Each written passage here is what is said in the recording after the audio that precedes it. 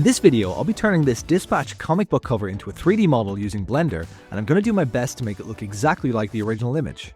This is my first project using version 2 of my customizable female Basemesh. The link's in the description if you're interested, but this version now includes an add-on that allows me to use sliders to change the proportions of the model as well as the materials. In this case, it makes it really quick to create Malevola's red skin, yellow eyes, pointy ears, and tweak the body proportions to get the model closer to the reference image.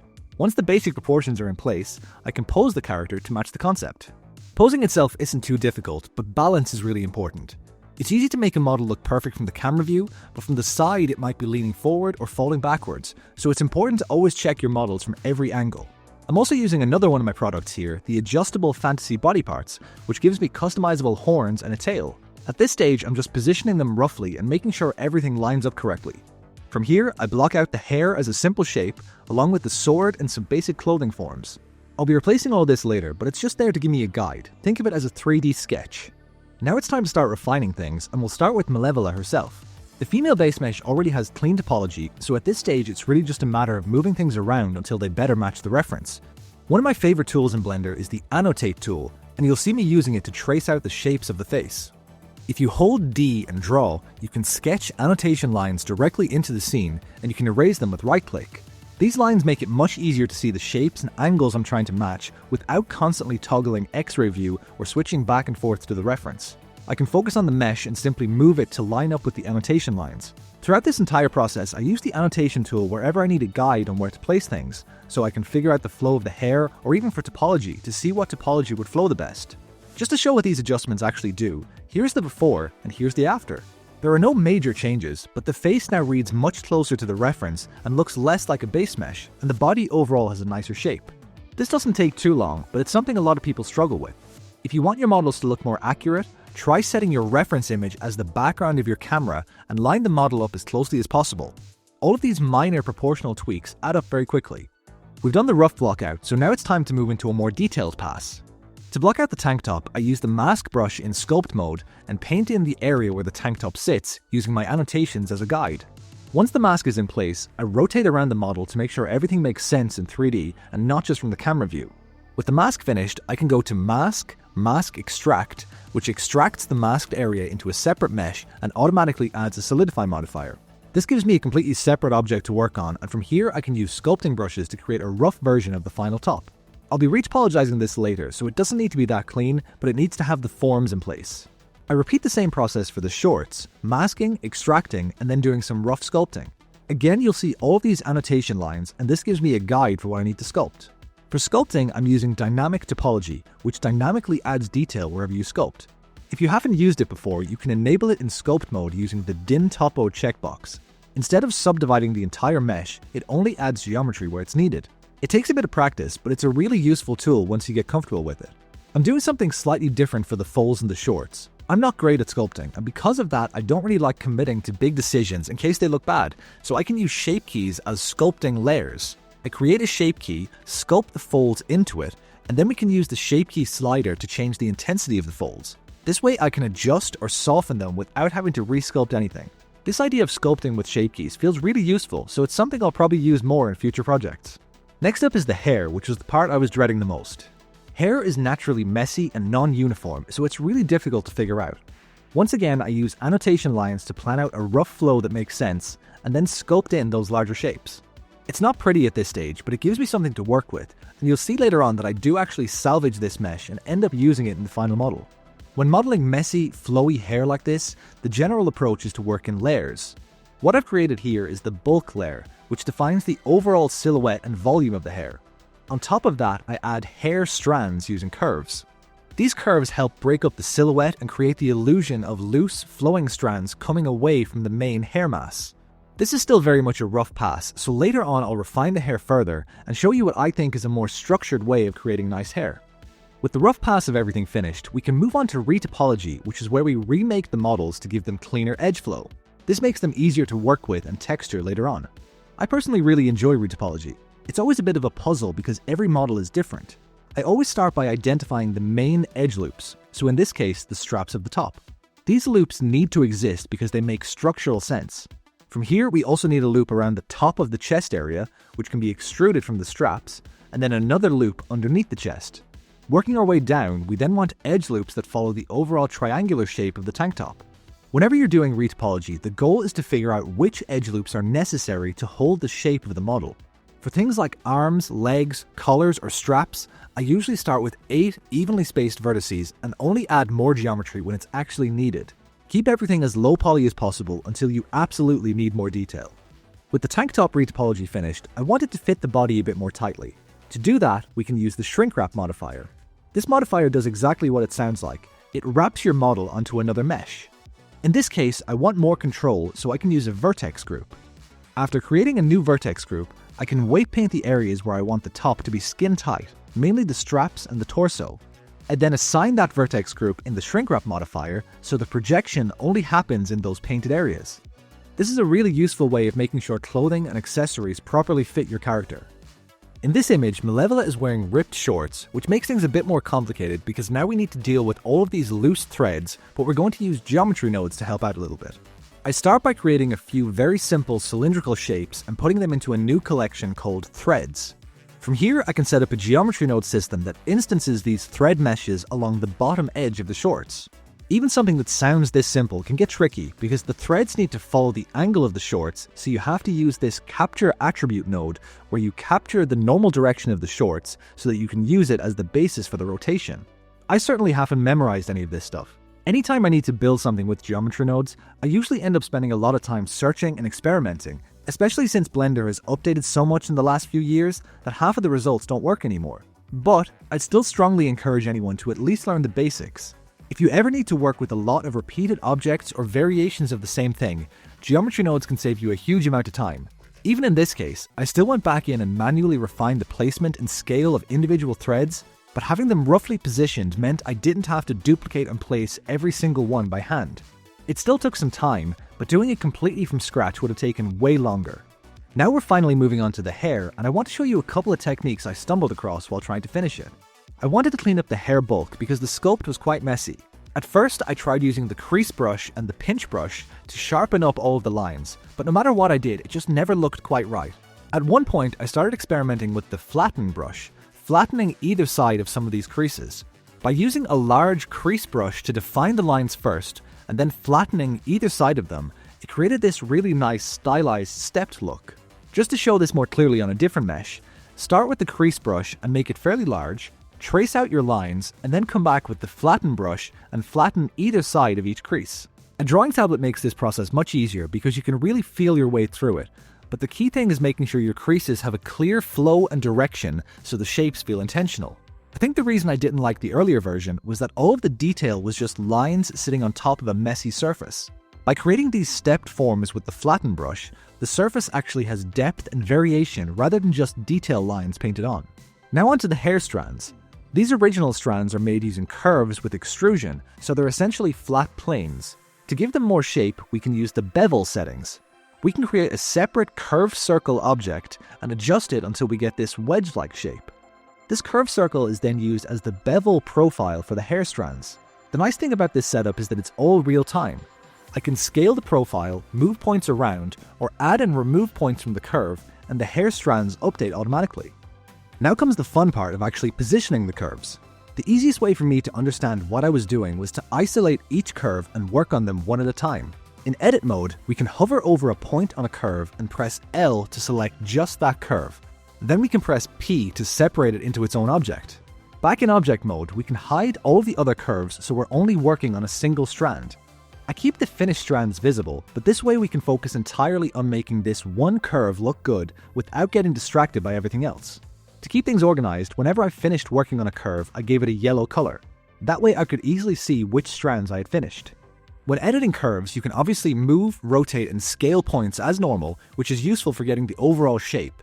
But there are two curve-specific controls that are especially useful here: scaling and twisting.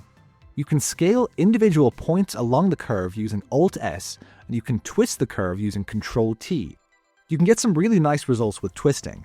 For example, if you select the end point of a strand, enable proportional editing with O, and scroll the mouse wheel until the influence covers the entire strand, you can twist it and create a natural curl along its length.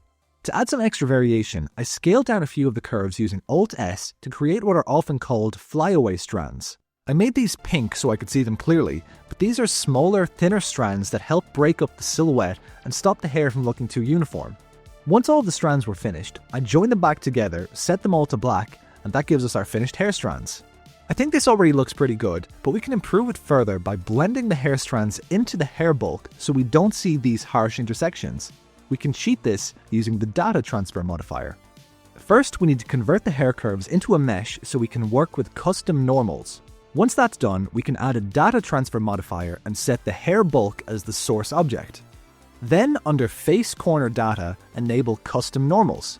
As soon as you do this, you should see most of those intersections disappear because the hair strands are now copying the normals from the bulk mesh. For shading purposes, they're effectively sharing the same surface. This already looks much better, but the downside is that we've lost definition across the rest of the strands. We don't actually want to transfer the normals everywhere, we only need them where the strands intersect, and we can do this with a vertex group. With only the hair strands visible, I find the very end of a strand, the part that sits inside the head, and select the end loop. From here, we can press Shift-G to open the Select Similar menu. These options behave differently depending on the mesh, but in this case, selecting a similar amount of adjacent faces selects all of the loops at the ends of the strands. Next, we can expand the selection using Ctrl Numpad Plus, which moves the selection further down the length of each strand.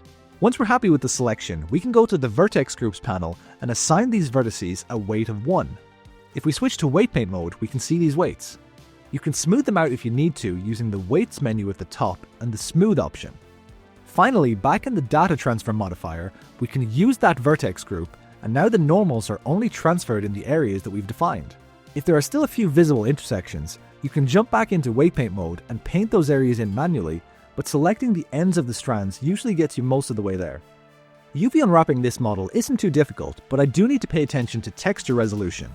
There are a lot of different parts to this model, and just to demonstrate the issue, I'll combine everything onto a single 4K texture to show you just how blurry the textures can be. If we want any real detail on areas like the face or the shorts, a single 4K texture just isn't enough. Because of that, I split the model up into 5 materials: the hair and horns, head, body, clothes, and sword and tail. Unless you're working on a very simple low poly model, breaking a character up into multiple materials like this is pretty standard practice. It gives you far more texture resolution to work with, and allows you to create fine details if you need them. Before I start any texturing work, I always project the texture onto my model. To do this, we can create a second UV map and call it Front Project. In Edit mode, we can press U and choose Project from View. If we look at the UV editor, you can see that the UVs are projected directly from the camera view, which means everything lines up perfectly with the reference image. From here, we can switch to Texture Paint mode, select the image we want to paint onto, and use the clone brush. In the brush settings, we can set the original reference image as the source clone image, and use the Front Project UV map as the source UVs. Now when we paint, Blender copies the texture from the reference image onto the actual UVs of our model. This result is definitely messy, and this technique isn't ideal for every model, but in this case it gives me all of the exact colors I need very quickly. From here, I still need to clean everything up, and for that I'll be using Substance Painter. In Substance Painter, I can start by creating layers for all of the different parts of the model. Each of these is just a simple fill layer where I color pick the section I'm working on and then use a layer mask to define where that color appears. Substance Painter has some really nice selection tools, so I can select based on the UV islands, which fills in most areas automatically and speeds things up a lot. This stage isn't difficult, and I'm not worrying about materials or shading yet. All I'm doing here is blocking out the base colors for each part of the model. I just go through and create as many fill layers as I need, masking them to the correct areas. Once the main colors are in place, we can start adding a bit more definition using ambient occlusion. Substance Painter allows us to bake maps, which means it analyzes the model and generates extra texture maps like ambient occlusion and curvature. These maps give us extra information about the shape of the model, like where light doesn't reach or where the surface is flat or sharp. These maps are often used for realistic effects like dirt in crevices or edge wear, but in this case I'm mainly using the ambient occlusion map to add some subtle shadow detail. I add the ambient occlusion map as another fill layer and set the blending mode to multiply. This uses the occlusion data to darken areas based on the model's shape. I can then reduce the opacity to control how strong the shadows are and use masks to remove the occlusion from certain areas. With the base colors and ambient occlusion in place, we're already more than halfway there with the textures. Bringing these textures back into Blender gives us this result. It's not bad, but I want to push it a bit further by making the material more Toon Shaded. This Toon Shader is pretty simple. I start with a diffuse shader, which I run into a shader to RGB node to convert the lighting information into color data. From here, I use a color ramp to clamp the shadows and highlights, which gives us much sharper shading. I then use this color ramp as the factor for a mix color node where I multiply the base texture by a shadow color. This gives me a lot of control over where and how strong the shadows appear. For some parts of the model, like the body, I also wanted an extra highlight. To do that, I use a specular node, set the base color to black, and then add it on top of the Toon Shader. This gives me a separate, controllable highlight without affecting the base color. Just to show the difference, using the exact same textures, here's what the model looked like before the Toon Shader, and here's what it looks like after. The node setup itself is very simple, but for stylized models like this, sometimes you don't need complicated shaders. Next, we need to add some line art, and we can do this using the grease pencil. If we press Shift A and add a grease pencil scene line art object, Blender will automatically generate outlines based on the model. From here, we can adjust the line thickness in the modifier settings to get some basic outlines. I wasn't entirely happy with the grease pencil result though. It can sometimes look a bit messy, and for this model I wanted really clean, consistent lines. Because of that, I decided to use Freestyle, which is an older method for generating line art in Blender. I have a full video explaining all the different ways you can generate line art in Blender where I explain Freestyle in more detail. The most useful feature for me is the ability to create multiple line sets. For example, I can create one line set that only detects the silhouette of the model and draws a thicker black outline, and then use a second line set to draw thinner detail lines across the rest of the model. Freestyle can be a bit complicated, and I go into more detail in my other video, but I find that it produces cleaner and smoother lines than the grease pencil. To finish the model, the last thing I need to do is refine the textures. This part isn't difficult. It's really just another opportunity to put on some music and zone out and just paint the different areas that I can see on the original image. Most of this is done by hand, slowly color picking different areas and painting them in.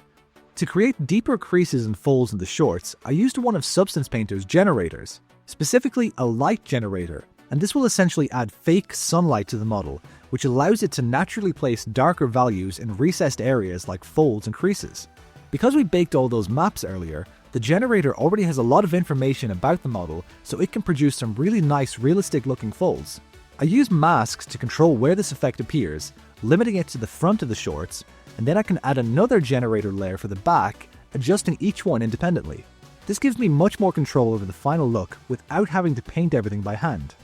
With the final textures finished, we're almost there. The last thing I need to do is add the dispatch logo behind Malevola. You could easily do this in something like Photoshop and bring it into Blender with transparency, but instead I'm going to actually model the logo. That might sound a bit ridiculous, but I've been using Blender for around 13 years now, and I've done a huge amount of graphic design work entirely inside it. I often use Blender as an alternative to something like Adobe Illustrator. Even my channel artwork, everything you see was made completely in Blender, and each of these icons was modeled just like any other object. For the dispatch logo, I use subdivision modeling, creasing different areas with Shift E and letting the subdivision modifier handle the curves. If you've never tried this kind of thing in Blender, I definitely recommend it. It's actually a really good way to train your understanding of topology. Even for something as complex as the cape, the process starts exactly the same as any other retopology task. I use 4 vertices to define the main points of the star, subdivide it to add resolution, and then extrude and refine the shape until it matches the rest of the model. It really gives you a feel for how subdivision affects your model. Also, because this logo is fully modeled geometry, it isn't tied to a fixed resolution like an image would be. I can render it at any size I want. Here it is at 108p, and here it is in 8K, and it's going to stay perfectly sharp. With the logo finished, I can place it behind Malevola, and with that, the model is complete. This model turned out really nice. I think it's easily the best hair I've ever made, and it's great to see the female Basemesh worked exactly as I'd hoped in a full project like this. If you've seen the original reference, you'll probably notice that someone is missing from the background. I've already started working on Sonar. The original plan was to make both characters in the same video, but this video was already way too long, and adding a second character would have pushed it too far. So that's something you can look forward to next time. It's also my first time modeling a creature, so we'll see how that goes. Before I wrap this up completely, I want to take it one step further and 3D print Malevola. There are a few things to consider when printing a model like this, such as real-world scale, small parts, model detail versus texture detail, and manifold geometry. Starting with scale, I have some space on a shelf, so I can make the model about 26 centimeters tall. At the moment, she's around 170 centimeters, so we need to scale her down to size. Next, we need to deal with smaller pieces and floating geometry. The main culprits here are the flyaway hair strands and the threads. You could thicken these to make them printable, but in this case, I'm just going to delete them. Another important consideration is texture detail versus model detail. Things like the eyebrows and the details on the shorts only exist in the textures, so they won't show up in a 3D print.